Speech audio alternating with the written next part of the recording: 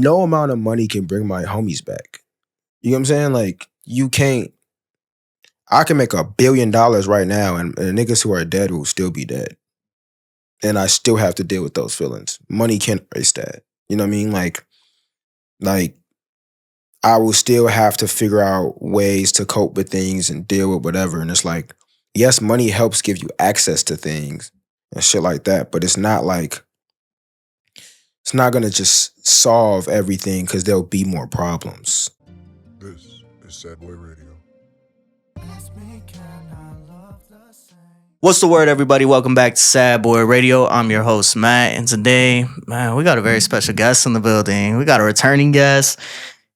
Since we last talked, you completed a solo tour. You released Free Samples Volume 2 and 3. You made your way back to Chicago. Man, introduce yourself, bro. I feel like I'm never good with introductions. Like, I'm Femdot. I'm Femdot. I be rapping good, you know? Like I always do. I'm pretty sure that's what you said last time. I'm like 1,000% that's what I maybe added a little more, but I'm 1,000% that's in line. I forgot to add, right? You gave us our 2nd million view clip. Oh, like, yeah. Shout out to you, bro. Come talking on, about some anxiety at the party type shit. Shout out anxiety, man. Go. Shout out Doshi. Shout out anxiety, man. Hey, that shit was real. That dude came up to you at the party. Bro, oh my God, bro. What? Was it real? Oh my God, bro. Literally in a function. Like, yeah, fo, you the nigga with anxiety, fo. I say, whoa.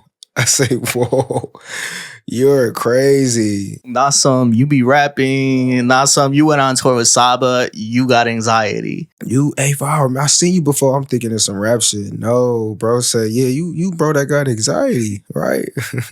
I'm like, damn, yes, but was he trying to like embarrass you in front of the shorties, or he was just like? The thing is, I feel like it was like, I can't even tell. I don't know if it was a blatant like I'm trying to embarrass you, or he was just excited. That's where immediately he remembered me from. But I'm looking like, this is crazy. I'm like, damn, fo, you did not have to do that. I'm like, so, and the girls was already like confused on who I was because how my homie was talking about me, and then like I knew one of the DJs at the place, and we're in a different city, so like people they already know nothing about me, and I'm like, yeah, I'm here for a show. They're like, what do you do? You know what I mean? Who are you? So this nigga walk up so point me out from across the road. Hey, yeah, I know who you are. Like, you the nigga with anxiety, right? I say, whoa.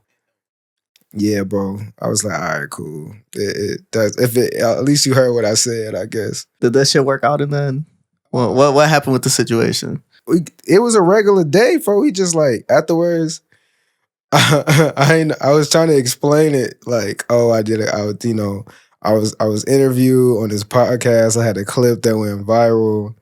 We was talking about anxiety, and it went viral twice. Instagram and TikTok. Went viral twice. So I was explaining this. So at the end of the night, like the shorties was cool. Like we ended up chopping it up. Like the shorty who was like, I think like, cause it was like a couple of us. So like everybody had the one they was trying to get at or whatever. But then the shorty that I was trying to get at the time, like it was cool. It was cool. But then I ended up not even like really feeling like talking to her halfway through. So it'd be like that. Yeah. But you know, hope she's doing well. She's a nice lady. But shit, since then, you released Free Samples Volume 2 and 3. Yeah. Yep.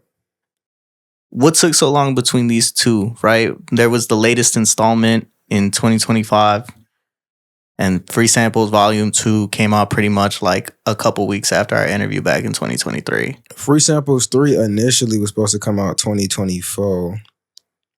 Because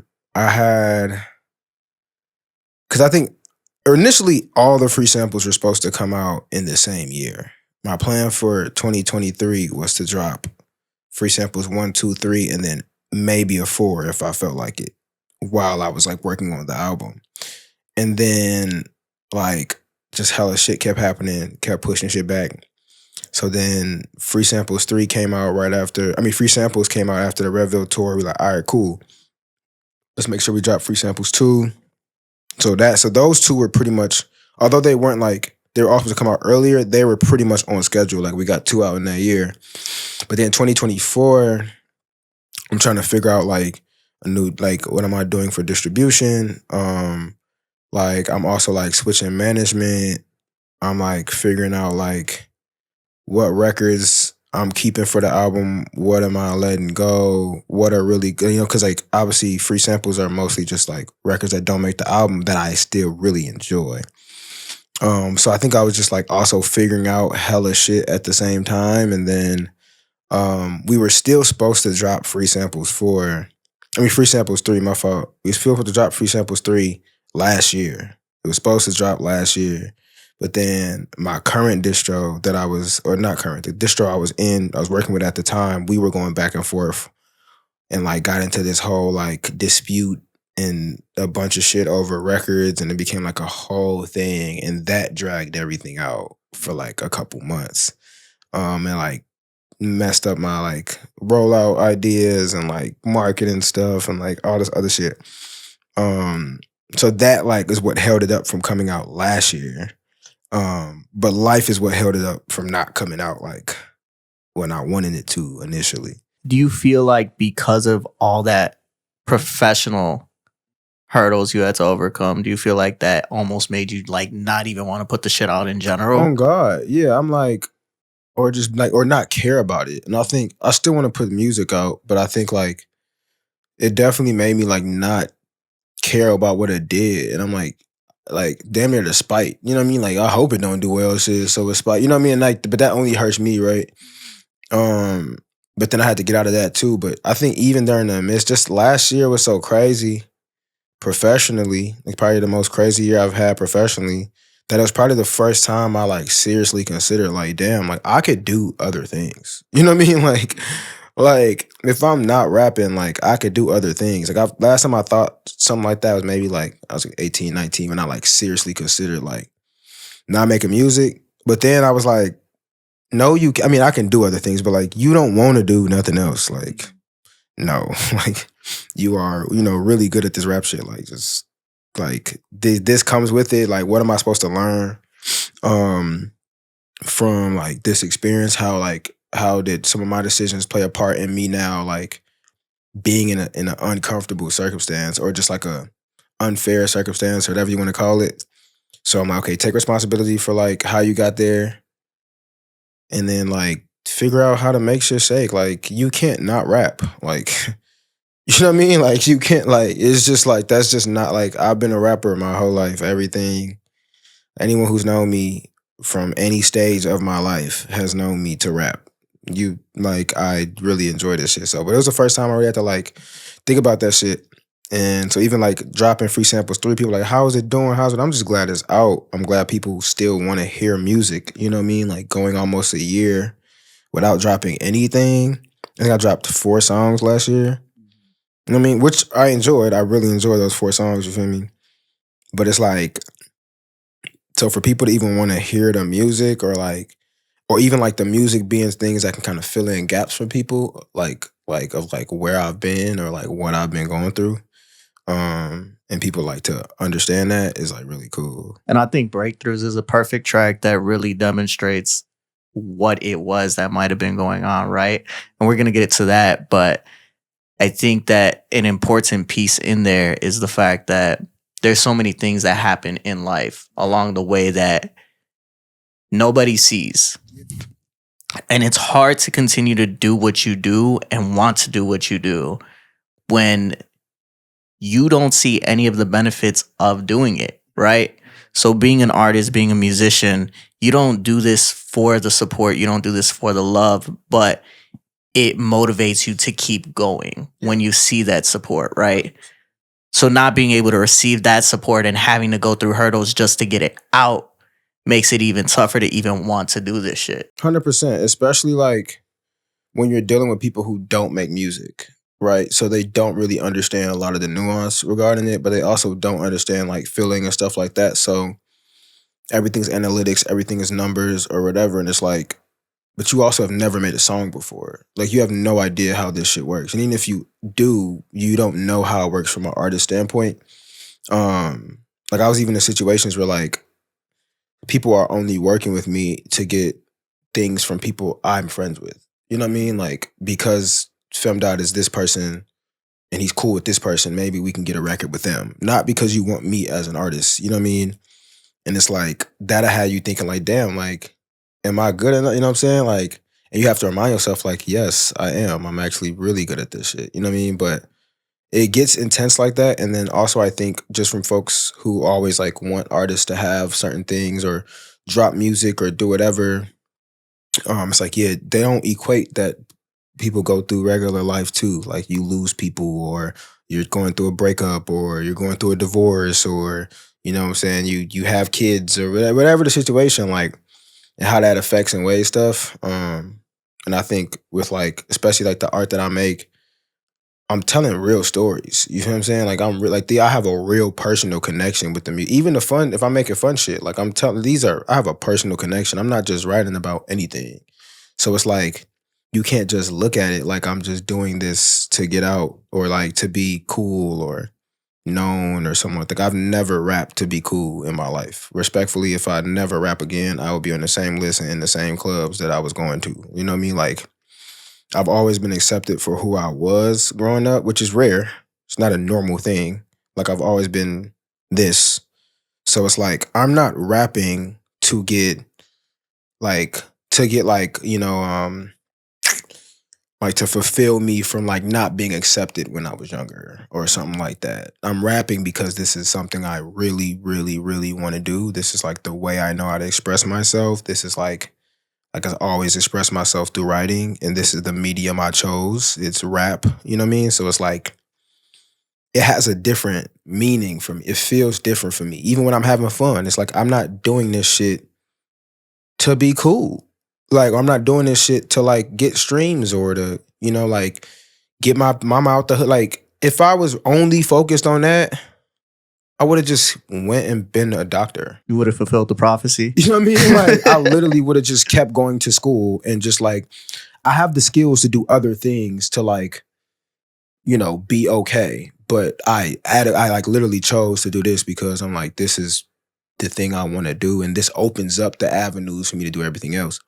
And a lot of people don't understand that. So then when people look at the art as just like anything, you know what I mean? Or just like numbers or just like, you know what I mean? Like no feelings attached to it or nothing, or don't understand like the impact that music can do for people. It's like, it definitely just rubs you the wrong way. And then when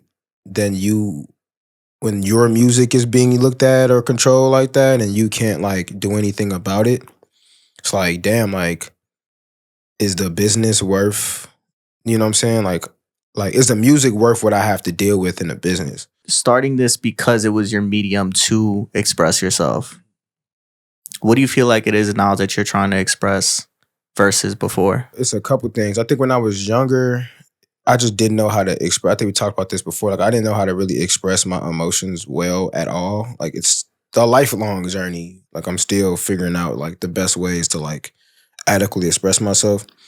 But music and writing something down was literally the only way. Like it was the only way. And then it became like how I've always had an affinity for words. I've always loved just how words play into each other and stuff like that. And feeling certain sentences give me and sonics or whatever. So like it was like when I was younger, I was writing so much about like being the best rapper or even like writing about what's going on in my life. But it was like I just loved the art form of rap. So like I just wanted to write to be the best rapper. Like that was it. And then I'm sharpening every skill that I feel like the best rappers have. Now, as an adult, I feel like I got stories to tell. You know what I mean? A lot of them. I wasn't always a storyteller writing wise. Like, you know, that became a thing out of like one like how I started viewing life. So I feel like I just have a lot of stories to tell. I feel like I've always, when I really reflect on who I've been in my life, I've always been the person that's just been there, like for shit, good or bad. Like I'm just around. Like You're the Jeff Teague of rap. like damn near. That's funny because he is definitely fucking Forrest Gump. He just be everywhere. But I just been there. Like I've seen a lot of things and I'm able to process them in a certain way. And I'm like, I need to tell these stories and convey them. And I also need to like do it in a way that allows people to see the humanity in me, the people around me, and maybe the people that around them, if they can, you know, relate in some capacity. So it's much bigger than just like writing to be the best rapper. Although I still am trying to be the best rapper, and I feel like I still am one of the best rappers, right? But I think the skill set that I have is I think I can do what a lot of people can do well, but I think what I do at a very high level, most people can't do well. And that's paint a picture and like tell a story and kind of reel you into like what things feel like. And I think that's what I'm supposed to do. You know what I mean? I think I'm supposed to be able to invite you into a space or invite you into a time period or any type of like perspective, and allow you to like kind of view the world different from maybe how you view it beforehand. I mean, you're the guy that has 7-minute songs, bro, and can have people sit there and listen to this shit, right? I don't know if I would do that again, but there's no telling. But unlocking that skill was really being able to make a minute by minute song that is 6 minute long that like completely details an experience, and then doing it again in a different way of like still chronological, but kind of like bases it like over a couple year span, like with NCAA rules. Snuck to Maddie's. Yeah, like those are like, those are really proud moments for me in terms of like, okay, I'm growing in my skill set. Like I literally couldn't do this a couple years ago, you know? So then what do you think's the most important story that you've had to tell throughout your music? Honestly, it's probably between funds and it's probably between funds and Muin. That's one of my favorites. Yeah, probably between them two. I think funds just cause like I feel like a lot of niggas go through that and just don't talk about like that in a way. What is that exactly? Feeling inadequate because you're told you're supposed to have money and be able to provide and all this other shit, and you feel inadequate and then are self-sabotaging yourself in your relationship because of financial situations. Instead of just being honest and transparent with the person you're with, because they probably don't give a fuck if you have money anyway, or they probably wouldn't be fucking with you. You know what I mean? But you're so in your head about who you're supposed to be and what that's supposed to look like that you're literally self-sabotaging your relationship. I think that depends though, because sometimes you're told from the person that you are not enough because you do not have that. Maybe it's not funds, maybe it's just emotional intelligence, maybe it's a physical attribute, but because you don't have this person who's supposed to love you for who you are, continues to put you down, which means in your head, damn, why am I not enough? Right. And I think that plays a part too. I feel like in my specific case, I was making that up in my head. Like the person thought I was adequate enough. You know what I mean? It wasn't like, oh, I ain't got no bread, she not trying to fuck with me. It was like, I ain't got no bread, or I'm not where I want to be, thus ain't no way she's supposed to be fucking with me like this. Or like, do I even deserve to be fucked with like this? You know? And I think I hadn't heard a song from that perspective before. So I think that was really important. And I think Muin was just where I was at that moment. Muin was just where I was at coming out of 2020. What was it? I was really in a mode of like, I can't sell myself short because of my experiences. Like what I've been through has made me this person, has made like everything that I am invaluable, like or priceless, I would say. But I've been through some shit. Like, you know what I'm saying? I done been through some I done been through some shit. Like I done seen some shit, and it's nuanced because it's mine, but I done felt some things. But coming out of these things have allowed me to understand that like my experience, my like things that I've been through matter, and they've shaped me to be like who I am in this moment, and why I'm standing in front of you with this level of confidence that I have is because look at what I've persevered through. And you list a whole bunch of things in that song, right? From helping your friend who was off Xannies, calling a girl over just because you didn't want to be alone. Bro. Yeah. What a time. And at the end of the song, you talk about, you know, you talk about the value of money and how it really doesn't even mean shit to you for real. Because I think at that time too was the first time, like 2018 is when I like quit my job, was doing just music shit, right? 2019, 2020, I've been obviously coming out of pandemic or whatever, but by 2021, I've been pretty much surviving off of music and partnerships or whatever, like everything like as a consequence of music is what I've been surviving off of. And at that time, I've like touched more money than I ever did in my life. And granted, I don't come from money, so it wasn't like I just instantly touched a M or no shit like that. But like, I'm living off music and I'm cool. I ain't never like, I'm cool. Like I can help my OG out a little bit. I could do whatever, you know what I'm saying? Like what? And then I get it. And if this was, the money I thought was such a big amount that I get, and I'm like, this really ain't shit for real. And not because like, oh, I need to just ball up and get more bread, but it's like, I still have problems. Like, one, this is not a lot of money because the economy is crazy and it's just not a lot of fucking money. You feel me? Like how much is like $100,000? You know what I mean? It's a lot until you get $100,000 and you have to, keep up the expenses of $100,000. Then you got $100,000 problems. You feel? It's like, that's not a lot of bread. And it's like, but I thought this would change I thought this would fix everything. And it's like, or like, why, or especially I think in 2022, not 2022 the year, but 2020 as well, right? And 2021, people because in the house, so everyone was trying to profit off everything. Like, I feel like it was like, yeah, like, oh, this is a good idea. We should sell it. Like, oh, you got this, you should be doing this to make bread. And I'm like, bro, I want to do things because I enjoy them. Not because, like I just have to make money. Like I am doing things because you can't put a price on experience. You can't do whatever. Sometimes I want to do things without them having to be consumed, just to be experienced. And I think that's kind of and I think a lot of that came because I've been through all of these things, made all this bread, made this, what I thought was all this bread, and I still got all these problems. And I'm like, so me doing things strictly just to get bread isn't gonna change my, it's gonna change my problems, but there are always gonna be more problems. What were those problems that you thought were gonna be fixed because of the money? Like finally being able to show up for people how I want to, or shit, just simple paying shit, taking care of shit, taking care of my parents, taking care of, my family, etc. But then you realize like how much money it actually costs to do shit like that. And then also it's like, yeah, like problems don't just go away. Like no amount of money can bring my homies back. You know what I'm saying? Like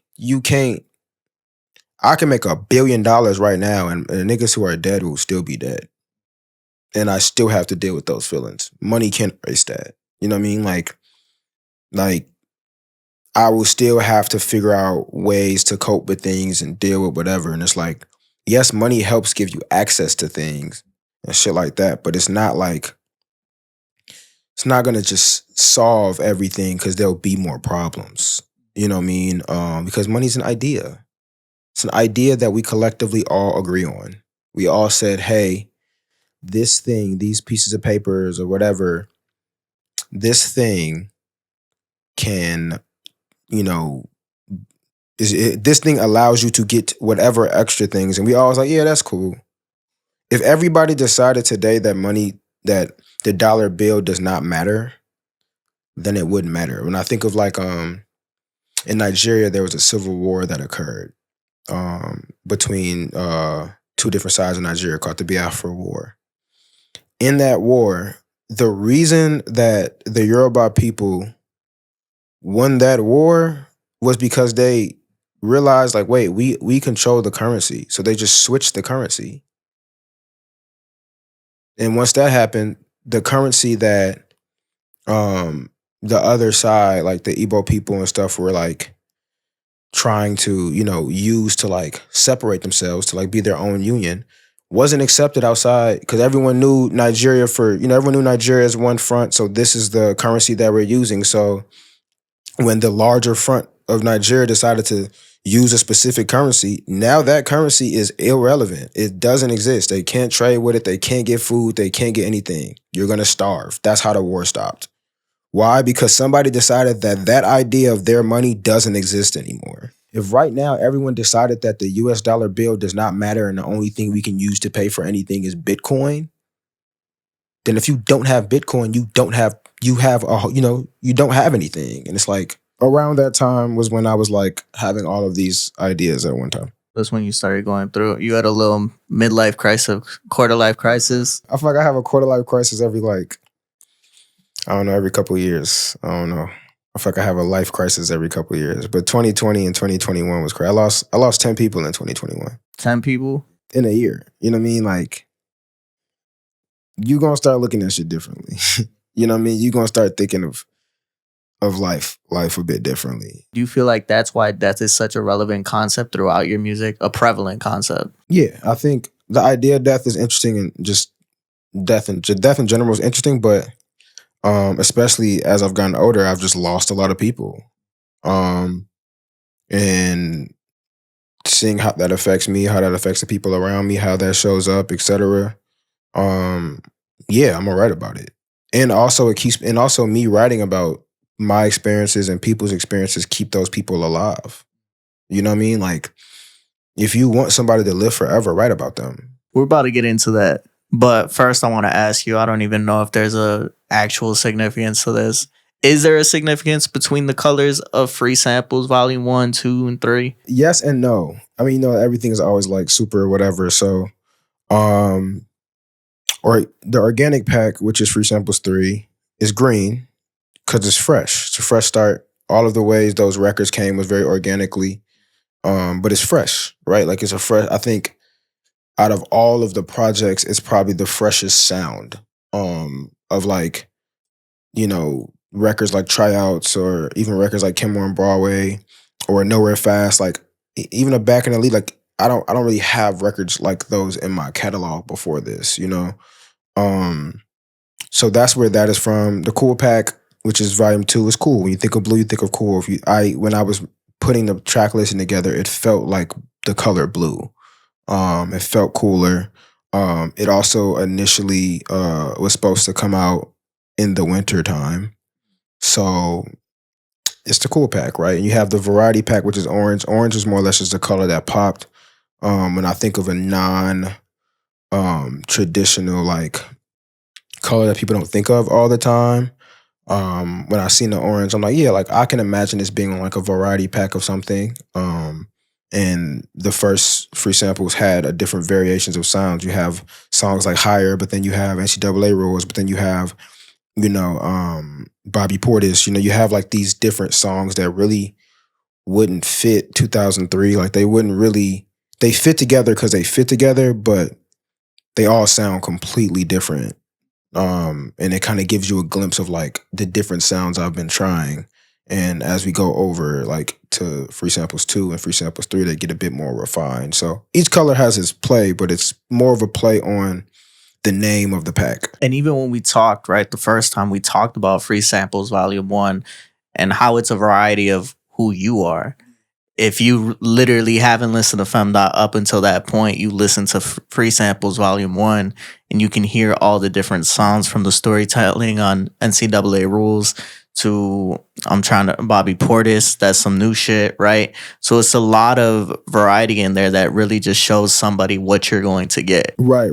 And just what skills I have. So even if you don't necessarily enjoy the song, you can see the skill, and then I can kind of refine from there. And one of my favorite songs that came out 5 days after our first interview that didn't make any of these, which I wish it did, was Recovery Mode. That wasn't my fault either, man. Oh, Recovery Mode was crazy. Within this track, you cover losses, relationships, self-reflection. But something that stuck out was how you open the song. And you say, if only I was the same person who was thinking he was so grown back when he was shy of 21 years old. What was it that was so significant about this line and framing this mindset? I dropped 2020 Hour, which is like the EP which is like the project that kind of got me moving. I dropped a bunch of EPs and stuff when I was 20. 20 was when my name started moving a bit in the city. And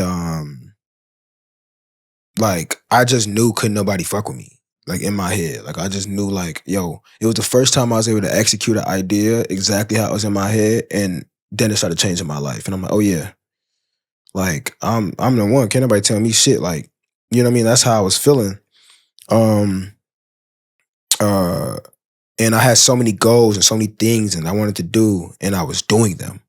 But it all started, I think for me, like so much of my life changed and my career changed when I was 20.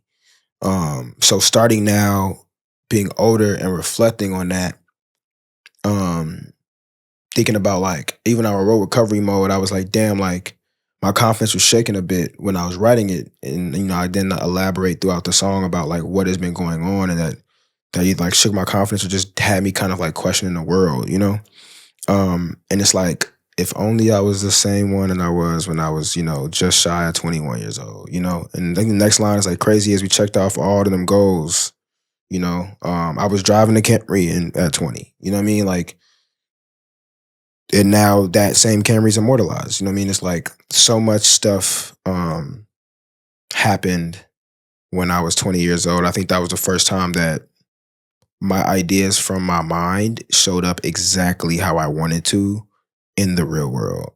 And it gave me a different level of confidence. And even for somebody who's not an artist, somebody that's not doing that, that's your first time of really experiencing that independence and freedom from 18 to 20 years old. You have this idea that I'm invincible.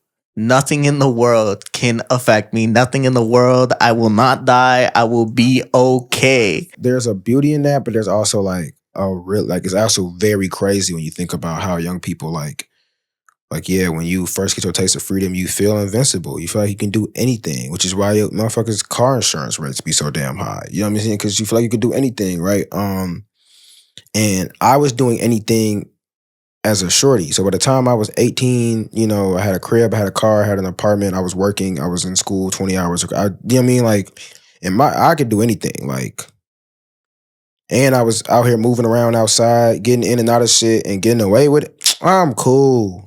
I'm over cool. Like, I'm over cool. In what ways had you noticed yourself change up until that point, for better and for worse? I lost so many people. I think that always changes you. My role in my family changed. I feel like I'm the youngest. So, like there's always a connotation with the youngest, but I'm also kind of the glue. That occurred in my 20s. My relationships with my parents was different. My relationship with women was different. Like, my relationship with money was different. I started noticing like,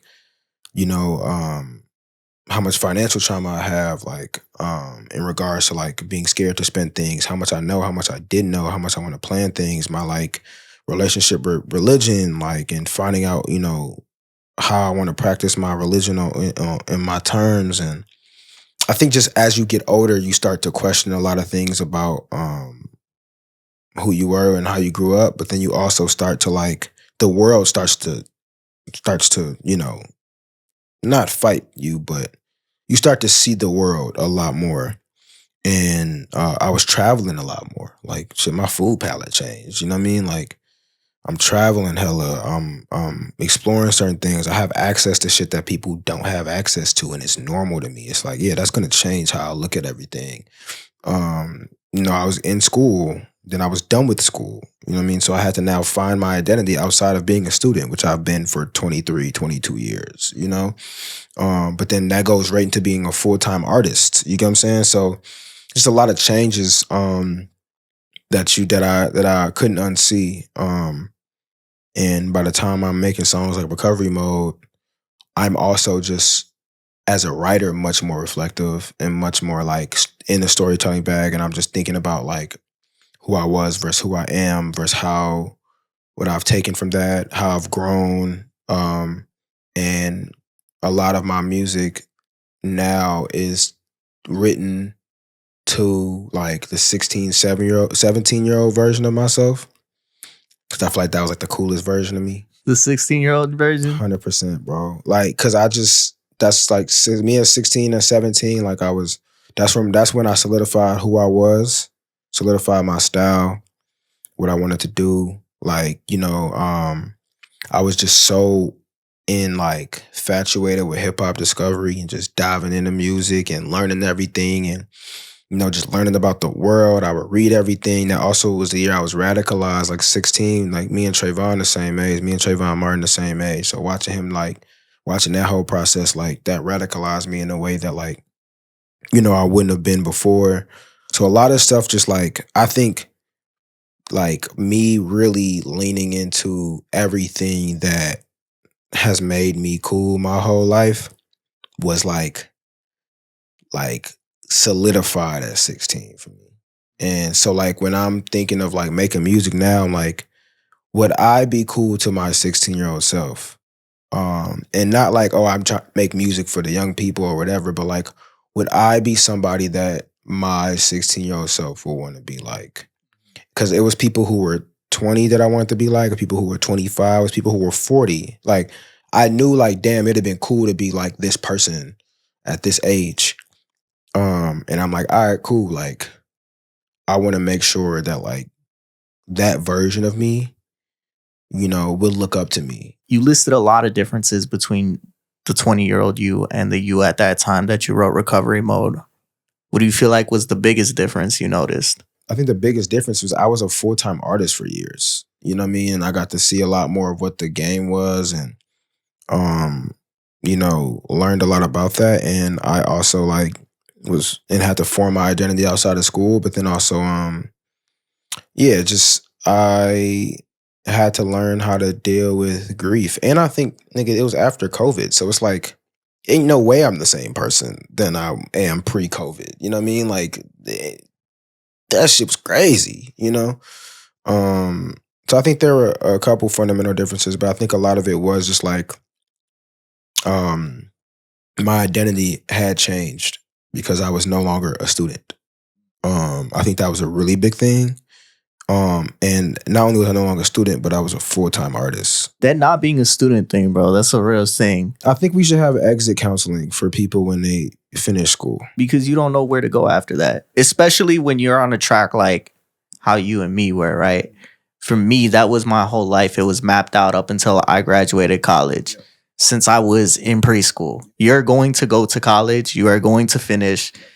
I have no clue what you're going to do after that. You're going to get a job.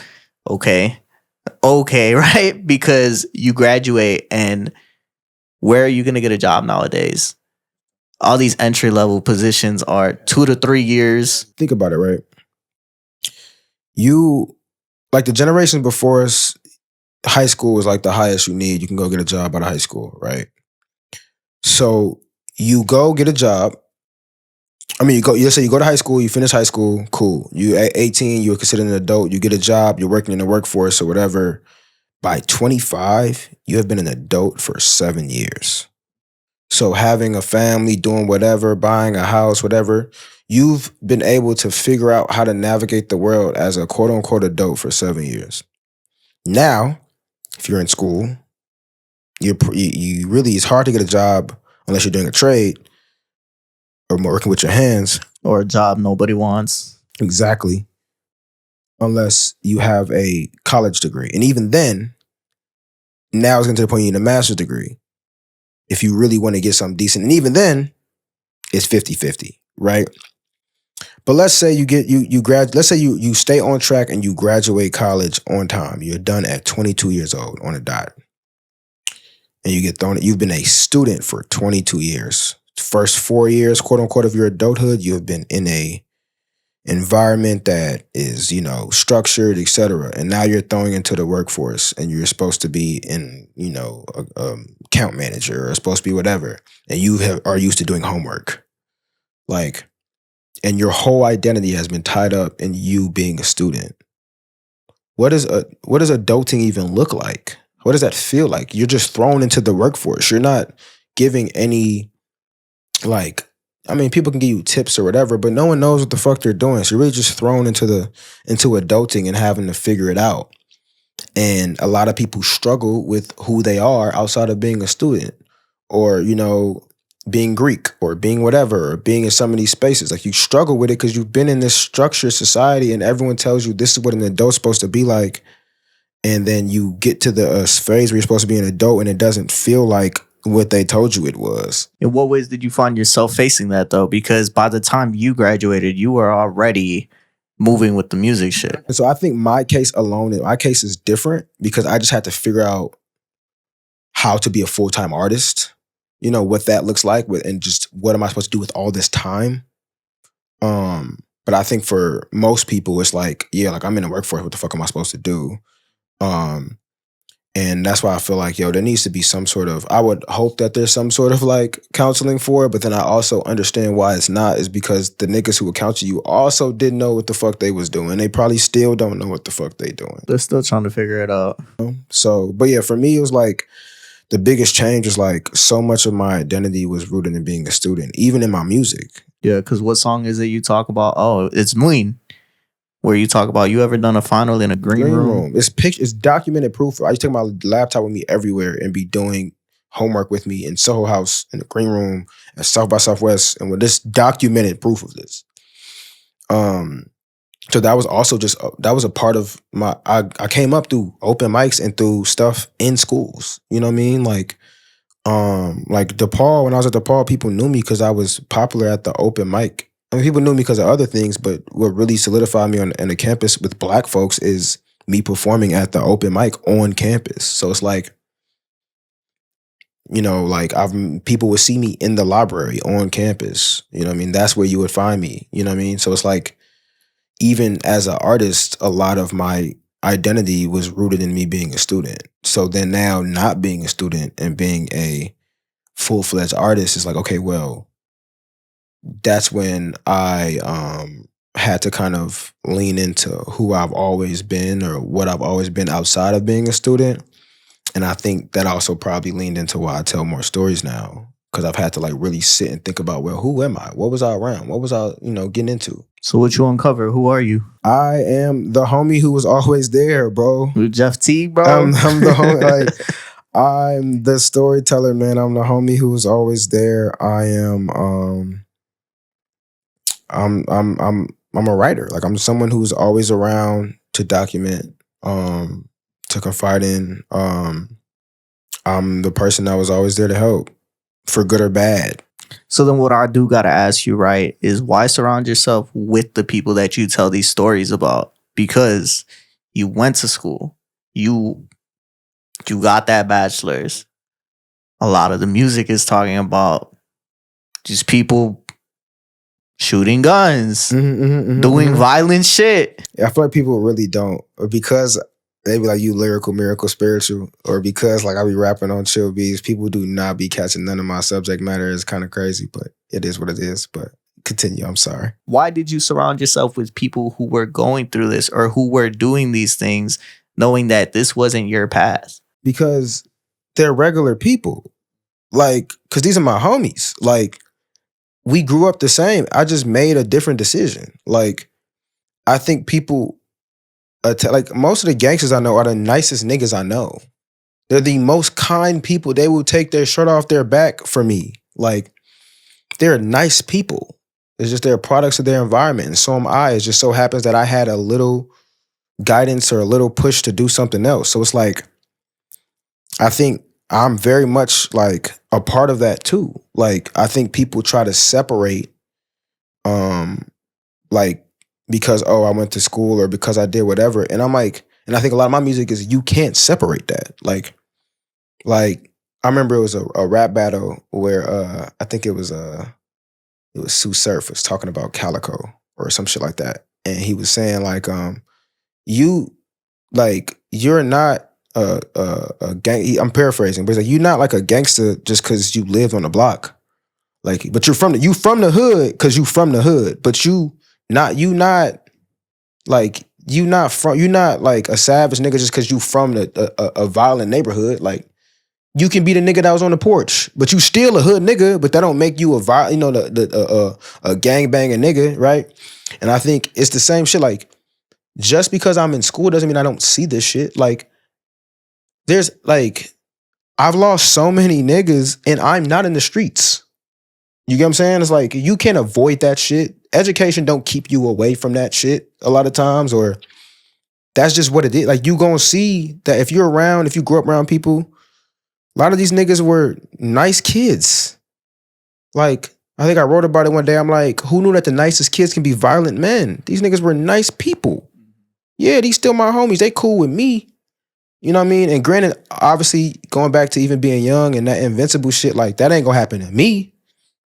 Right? Like, you know, you want to be around edgy shit. You want to kick it woo-woo. But also at the same time, it's like, this is just the life we live in. I think especially in Chicago, like yeah, like shit don't just not show up. Like you only shelter so much. Like, so I think for me it was like I've never had to be this type of nigga to hang with these type of niggas. Like, it was never like, oh, if you ain't got no pole, if you ain't up in no shit, don't come over here. It's like, nah, fem's welcome. Like, yeah, he can slide. Or like, yeah, you cool. And me, I'm like, shit, if I got a clutch or something, okay, cool. That's because I know the environment I'm in, you know, but you can't just escape that shit because you got good manners, nigga, or because, you know what I'm saying, you went to school. Like, yeah, but even if you dissociate yourself from them people or do whatever, like, there's still an attachment there. So I think for me, it was like, this is just the life I live in that dichotomy of like, I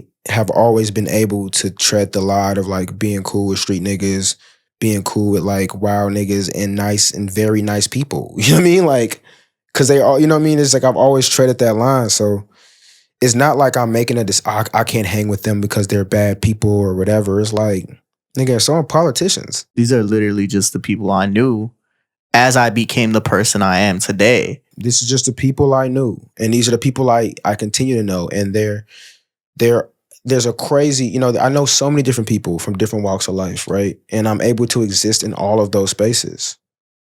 I'm supposed to not be myself around somebody because what? Because I gotta read, I gotta take my bio shit. Them niggas not even gonna let me over there if I don't do my homework. Nigga, like, why are you, like, nigga, go do your homework. Nigga, we know you for that. We know you to do your homework, nigga. We finna be outside doing shit? Okay, cool. Nigga, fam, you took care of your shit before we start doing whatever? Because I know that's the type of nigga you are. That's the type of shit that used to happen? Oh, God. Damn. Like, you know what I mean? Because I'm not trying to hear your mama say shit to me. I'm not trying to hear, like, niggas know I got structure in the crib. I'm not trying to hear, you know, like. They knew you had Nigerian parents? I never hid being Nigerian. Everyone knew I was Nigerian, so everybody knew my parents was on. Like, I never hid none of that shit. You know what I'm saying? Like, I brought Nigerian food to school. I wore Nigerian shit in school, like clothes and shit in school. Did you have the fake designer? No, I did not wear a fake designer. That's where I drew the line. Steve-O was telling us about that shit. That's a real thing. That's where I drew the line for sure. The fake designer was where I drew the line, but yeah, like I was always, and I say it goes back to I was always accepted for who I was out the gate. So I never looked at like even when I'm like, damn, like, yeah, I grew up in certain spaces or I know certain people or even my OG or like, you know, my parents were like, oh, them bad people. I'm like, to y'all, they regular ass niggas to me. Like, damn, you don't even know. We do the same shit. We be doing this. I be doing the same thing. I just don't get caught. I just don't get caught because I'm responsible. I be doing the same shit. You know what I'm saying? So as I get older, I'm like, damn, there's so many people who are in the world or in some other factor who only see a lot of these experiences or a lot of these people from this vantage point. And I'm like, but you look at me as like somebody who's like a good kid, which I was, but like I'm outside kicking it. I'm gonna see some shit. Free Samples Volume 2 and 3. You open Free Samples Volume 3 with breakthroughs, where you say it's much more than punchlines now. These just therapy sessions I had to jot down. These is breakdowns disguised as breakthroughs.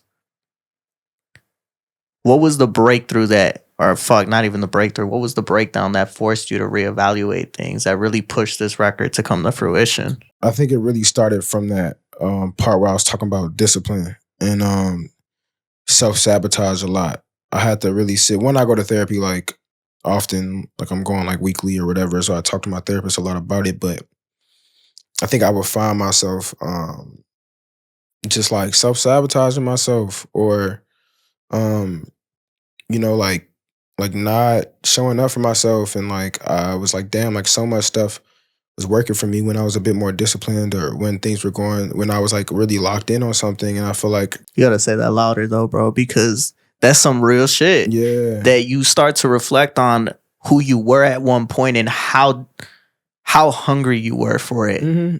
Because you reach a certain point and you're like, this is cool. This is cool. And it's like, it's not though. Like it's like you take your foot off the gas a little bit. And I just, yeah, I'm just like, bro, like, you can't be asking God for stuff and then not putting in the work for it. You can't be,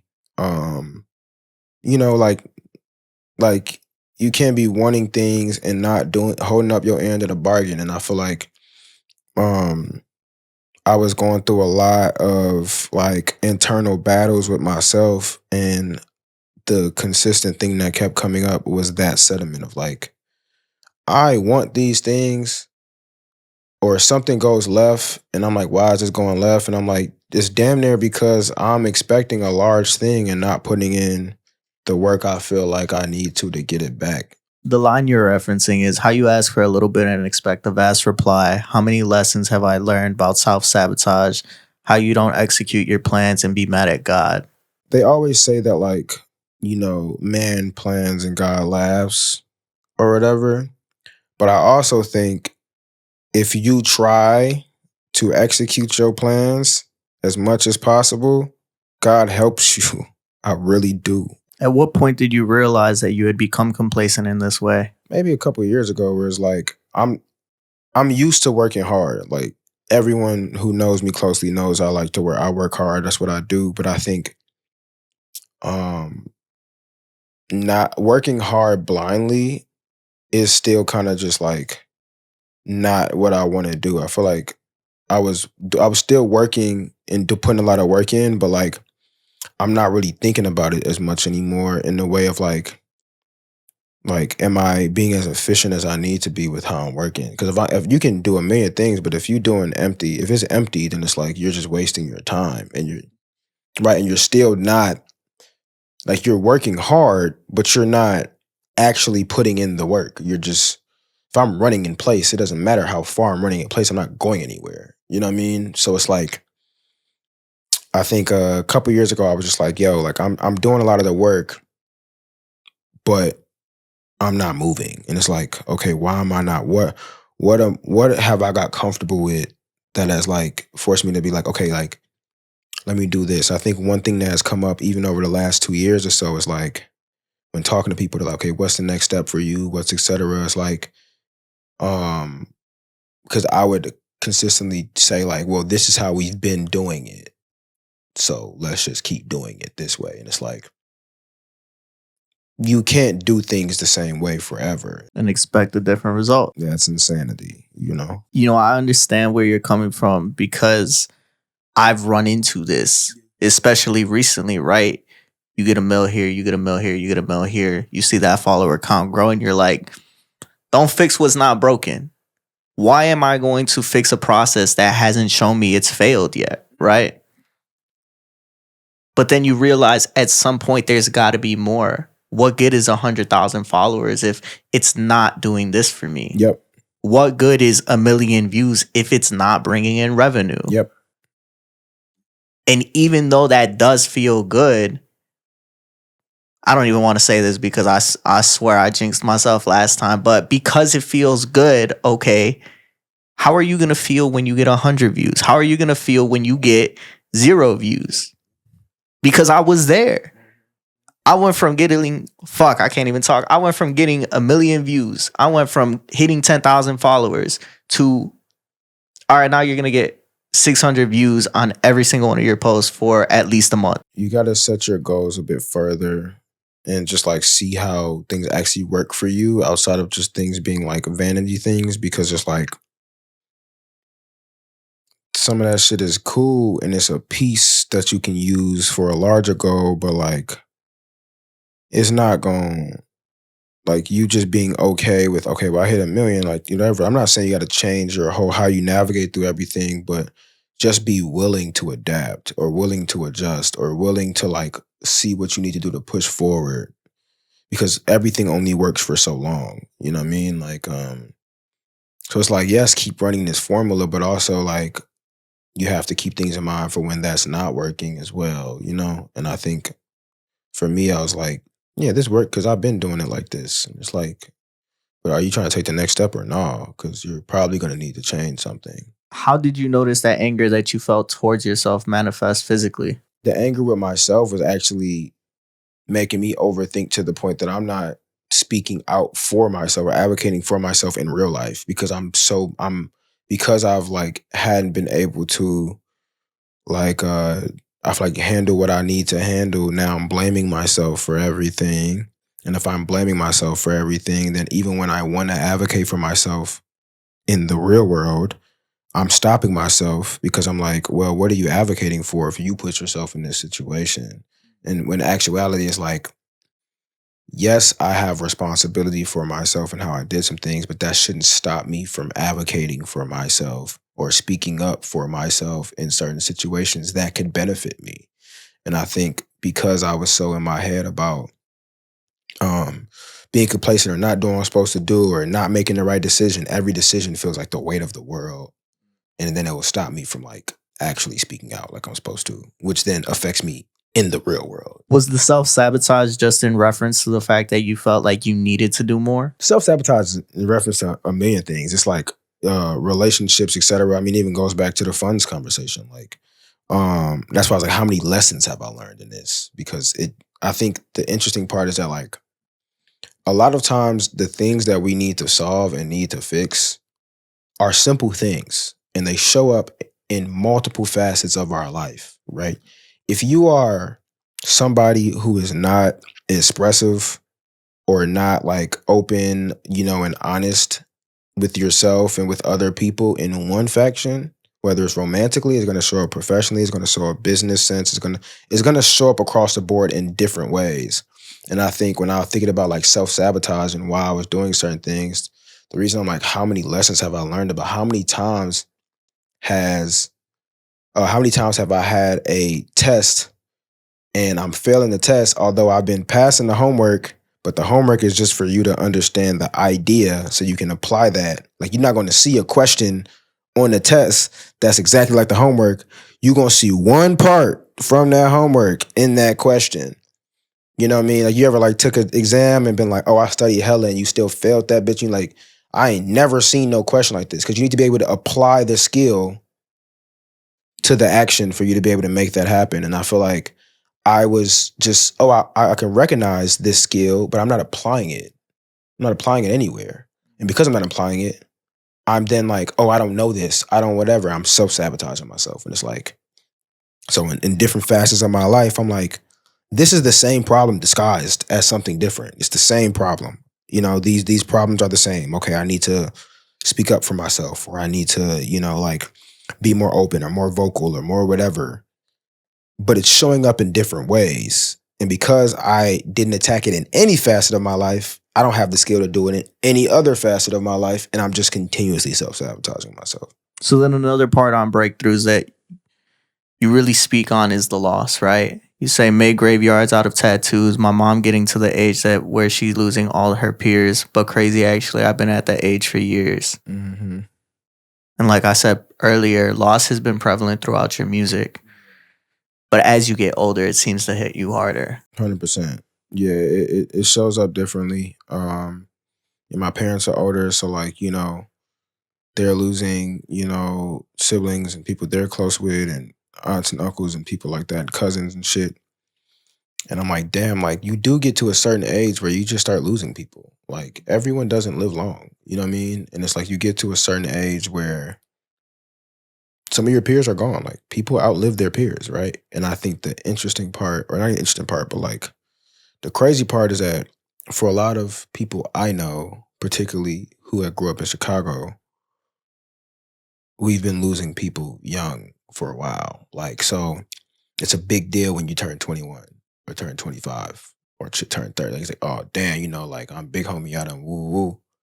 And it's cause like, when you think about it, it's like, I've been losing peers for a while now. And my mom is, getting to the age where she's losing folks and that happens and I'm watching it weigh on her. And I'm like, damn, that is how life happens. You do get to a certain age or you do start getting older and people start passing. And I'm like, damn, I've never really thought about it like that because I've seen people pass young, you know what I mean? Like in bunches. And I think, yeah, so it just made me like really sit and analyze like what that actually is, you know? But this concept of death, it's not even something that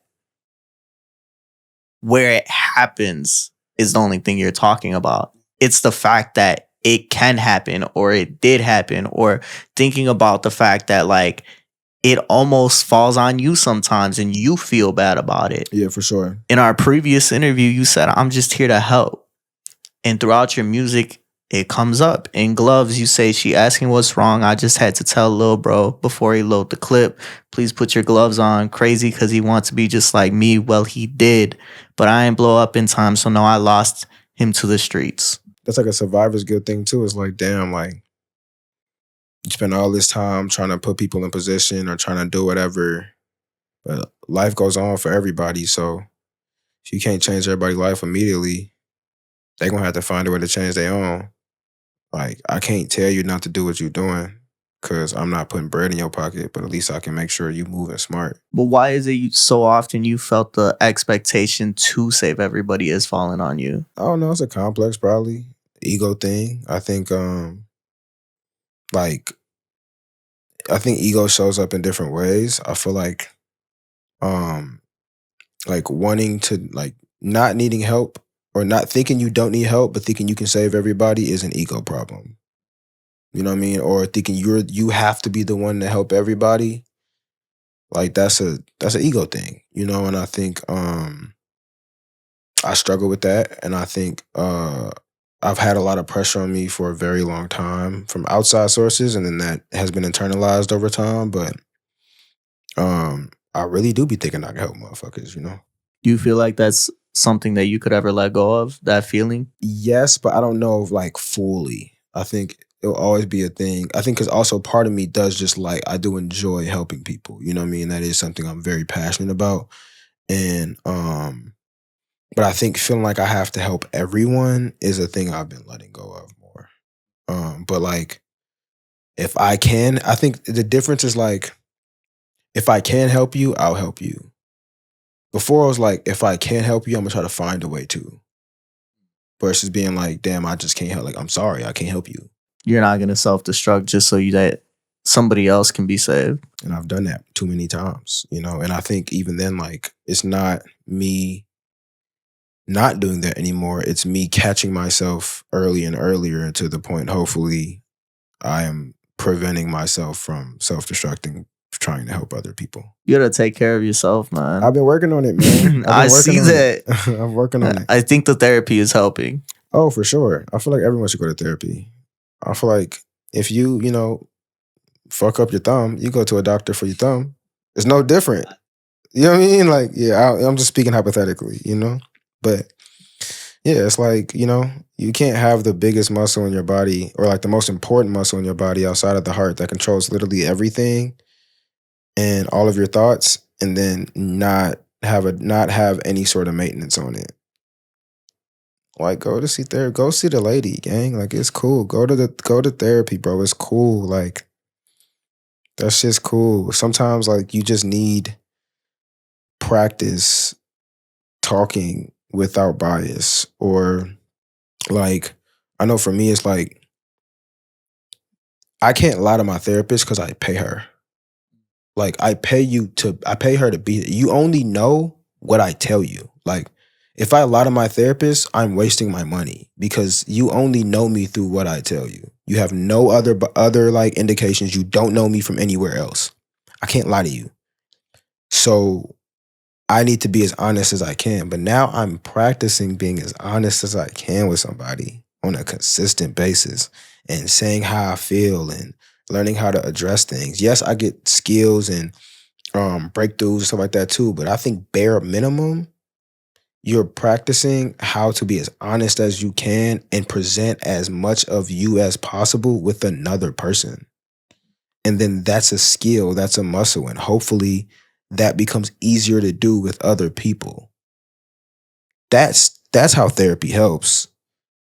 At the bare minimum, if you got hella trauma and all this other shit, yes. Like, do I have to work through a bunch of other things? Yes. But everything, you know, connects. But overall, this is a space where I am able to express myself without repercussion. Somebody's gonna hold me accountable, but like without I'm not like, scared of the consequences or nothing. Like, but I get a chance to express myself fully and honestly and be able to now have like experience doing that. So it's a bit easier to do outside of that room. Do you feel like you've done it outside of that room? Yeah, I have. And I think part sometimes is difficult and like renege or go back or whatever, or sometimes like sometimes I stand on it and I'm like proud of my therapist gonna be proud of me. You know what I mean? Because that's the work though. The work is like, okay, I know how to shoot a jump shot now. That doesn't mean like I have to still make sure I keep my form the same every time. You know what I mean? So that's just getting my form right. So I have been doing it more outside of therapy in terms of just like being like this is how I feel, and it's not predicated on like whether or not you take this the right way, like or you agree, or these are like my boundaries, or these are whatever, like you know what I mean, like that stuff you take out of therapy and apply it to the real world, and sometimes you realize how difficult it is when you want to backtrack, like oh well maybe I could no stand on that. What held you back from doing that beforehand? Just how I grew up, how what I was introduced to, what the normal thing was for me. Is like, yeah, like you can get through that. You can deal with it. Everything's cool until it's not. Like you can all, I'm like, yeah, that ain't no problem. Like everything's fine. I can make it through, or like it's not that deep. Yes, it is. Yes, it is. And that's okay. But that's because people have told you to make your feelings feel smaller, right? People make you feel like, well, if you say this, I might just walk out. In my experience, that's part of it, right? But also with my family, it's, well, you feel this, okay, but you'll be okay at the end of the day. You'll be okay. And it's like, I mean, yes, but that doesn't take away that I feel away. You know what I mean? Or I need to express that. And it's like, yeah, like you're not told that your feelings, are a priority. You're in survival mode. You're doing whatever. You're not thinking about feelings. You know what I mean? So it's like, but yeah, I think it's important to express how you feel, and because the only way you even know how you are gonna like react to somebody is seeing, like you being honest about how you feel. Because then you get a chance to see how they feel about that, and you can adjust. And if you want to start backtracking, then maybe you haven't done as much work as you thought you did. Going back to recovery mode, you talk about how a healthy relationship won't last until you're whole. Where are you in that process? I think I'm getting there. Yeah, I think even when I wrote that, I think I had a different definition of whole than maybe I even have now. I was always thinking you got to come, like do the work and then come with the work done. And it's like, that's not realistic, nigga. Like it's always going to be work to do, you know? But you have to come and present as, yourself as who you are, and as much as that is possible. Whether that's through your experiences, through your emotions, through both. And I think I'm doing that a lot better now. But I think when I even wrote recovery mode, I was like thinking like, yeah, like, I need to do all the work first before I get in a relationship. And you do need to do work. Work needs to be done. But there's always work to do. You know what I mean? And sometimes some of that shit don't show up until you're in a relationship. So it's like, but you do need to show up as the most authentic version of yourself. You know what I mean? Like not the version that you think the person's gonna like, not the version that the world likes, not the version that you feel is going to cause the least amount of problems. You just show up as the most authentic version of yourself. And where you get a chance to do that more often? Therapy. Come on now. Exactly. So then what would you define as whole at this point? And I think whole is just being authentic to yourself. I think in embracing all different parts of you. Good, bad, the ugly, the stuff you don't talk about. I think that's being whole. I think yeah, like you just need to be able to embrace all parts of yourself. And I think that takes time. And I also think you are different things to different people and whatever. So as long as you are showing up as authentic as you can, you're as close as whole as you're gonna be. So the line that I did pull from recovery mode is when you say, I hope my heart still has a home in your hands the way yours has a home in mine. I know mine a little fragile, it been dropped sometimes. I even question if falling in love was in my design because for so long I couldn't see it. Pray to God that I'm really far away from that verse gas, bro. I'm not gonna lie. But anyway, Why was it you couldn't see yourself sustaining a long-term healthy relationship? I think I was always like, man, I gotta be I'm on my grind. I can't even think I'm on my grind or whatever. I'm out here, grind culture. When you like not sleep thinking like my career has always been like the thing I focused on so much, whether it was like through school or through music or whatever. And I think a lot of times, yeah, I just didn't see myself as like and it's funny because like when I really thought about it, I'm like, yeah, like nigga, you lovely. Love is raw. Like you be love that shit cool. But I think so many times I was like, oh man, like I'm in these relationships and I'm not being able to be this person I'm supposed to be or that I want to be. It's showing up as who I am. I'm trying to be this person. I'm like being a hopeless romantic damn near and trying to show up as this person. And then when I'm not, I'm like, damn, I don't deserve love. Okay, because I can't be this person. It's like, nah, nigga, just be who you are and let people love you for who you are. You know what I mean? Romantically, because people love you for who you are platonically. People show up for you for exactly who you are in other facets. Why is it in romance that you feel like you have to be this larger than life type person? Show up as who you are. So for so long, I'm like, yeah, I couldn't really see it like, oh, being like, man, like me being able to have a love that my parents had or had a love or whatever. And then I learned more about their love. And I'm like, nigga, y'all have to figure that shit out too. Like, stop, like, this shit not fairy tales, bro. Like, You didn't know the story? I mean, I knew the story, but like, the older you get, the more you learn your parents as people and not as your parents, So it's like, yeah, I know the story, but it's like, or any story, it's like, yeah, like you don't know what goes on behind closed doors. You don't know how much work has been done in this process and how people chose to stay or leave. Like love is a choice. You're making an active choice to be with somebody every day. When you're like, if you're in a relationship, you're making the active choice to be with that person every day. Because one day you can not want to be with that person. Even when you don't want to be with them, you're still like, I'll be with them. So if you're adamant, like I don't want to be in this space anymore, you can technically leave. It would suck. It would be terrible. It would whatever. But like a marriage or all the other shit is like you're choosing your partner every day. And it's like, yeah, nigga, that shit not a fairy tale. That shit not easy, nigga. Outside of having to heal yourself both through these losses, through these traumas, through these relationships, recently you had to heal yourself physically. Yeah. Yeah. It's part of what brought you home. Mm-hmm. You feel like breaking that down a little bit? I was watching my body composition change. Like my stomach lining, my skin was changing colors, my lips was changing colors. Yeah, like I couldn't eat. I had no appetite. So much was happening. We still don't really know the 100% the reason why. Could be a magnitude of things. Obviously, stress doesn't help that. But yeah, bro, like I was watching mind you, I don't smoke. I don't, whatever. And my whole bottom lip, which is religiously pink, like it's pink as hell, was black. My upper lip was black. I had blotches, like I couldn't eat. I changed the whole composition of my stomach lining, so I know like stress and anxiety played a large part in that, but I don't know we still don't know what else like caused that shit for real. But it was like scary because I just didn't know what was happening to my body. And like it was like that for like months.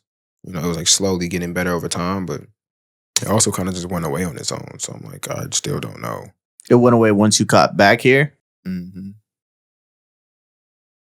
Yeah, still don't have like a clear cut answer. How you feel now? I feel good. I feel healthy. Yeah, I feel healthy. Even some people when I first came home was like, "You lost hella weight." I'm like, it's not by choice. I'm already not the biggest nigga, So what was it that brought you home aside from the health issues? I think that was a huge factor. I also had a timeline on when I was wanting to be in LA, and I happened to get sick around that time. So it just like aligned, and then I was like going through hella shit personally. I was going through just hella shit personally too, and it was like, man, like all of this is like I'm sick. My life is like not where I wanted to be, and I already said I was moving. Yeah, I'm finna come home. Like, cause I already was planning to come home a couple months later, so I just came a couple months earlier. So my plan was already to like come home, like I think like 3 months later or some shit like that. Like I already decided earlier that year that like that was my last like time. Cause also I'm in Chicago every month, like every other month, every month. You know what I mean? Like I'm barely home. I'm paying all this rent. I'm doing whatever. People don't never know where I'm at, so it's like I'd rather do that and be at home. But then also like yeah, it was just hella chaotic shit like in my life personally, and then I got sick. This shit put the nail in the coffin for LA. 100%, 100%. So to close out, right, I want to close out with what you closed out in recovery mode with. Mm-hmm. I wish I was capable of telling you I'm doing more than writing, but right now I'm just surviving, honestly, enough to keep on trying. I was recovering, so I'm like, it's not like, oh man, I'm great. I'm like I'm surviving right now, and that's okay. And that's been almost what you've been throughout the past year and a half since we last talked. Yeah, but I think I'm at a point now where I'm like I'm getting out of survival mode. And like living for what's happening now, being a bit more present, but also like being a bit more lighter. Survival mode is very heavy. I don't want to be heavy no more. Is that what this new chapter looks like for you? Removing those weights? I think so. I think the new chapter is like a maturation of myself, as an artist, like sonically, visually, etc. And also, yeah, just like feeling lighter, like not feeling like the weight of the world is on my shoulders anymore, or like every decision is like the biggest decision in the world. So I think this is 100% what my new chapter is just moving lighter. The last thing I got to mention is the fact that you've grown up with this idea of freedom and how it was what your life revolved around. What does that idea of freedom look like in this new chapter? It looks like autonomy. It looks like being honest with myself and the world around me. And yeah, I don't think I'll ever stop a pursuit of freedom. I think that's very much just ingrained in who I am. But I think at this point, it just looks like, I think it just looks like being lighter. It looks like being able to like exist without like worrying about like surviving. I think that is a form of freedom that I haven't experienced yet. Man, shout out you. Shout out everything you're doing. Shout out therapy, bro, because I feel like therapy is working for you. Oh, yeah. You got anything you want to plug real quick? Yeah, man. Free Samples 3 is out. Go play it, stream it, tell a friend, etc. More music this year. Make sure you go ahead, like, comment, and subscribe. Sad Boys for real. Peace out. This is Sad Boy Radio.